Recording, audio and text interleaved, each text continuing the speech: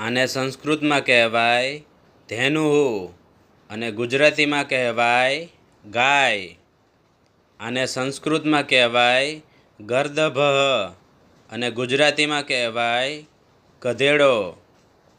આને સંસ્કૃતમાં કહેવાય મેષ અને ગુજરાતીમાં કહેવાય ઘેટું.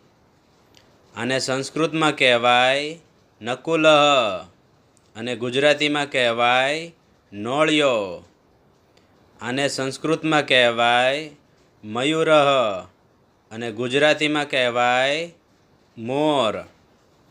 આને સંસ્કૃતમાં કહેવાય કાકહ અને ગુજરાતીમાં કહેવાય કાગડો. આને સંસ્કૃતમાં કહેવાય તાલહ અને ગુજરાતીમાં કહેવાય તાળું. આને સંસ્કૃતમાં કહેવાય દીપહ અને ગુજરાતીમાં કહેવાય દીવો. આને સંસ્કૃતમાં કહેવાય ઘટઃ અને ગુજરાતીમાં કહેવાય ઘડો. આને સંસ્કૃતમાં કહેવાય સર્પઃ અને ગુજરાતીમાં કહેવાય સાપ.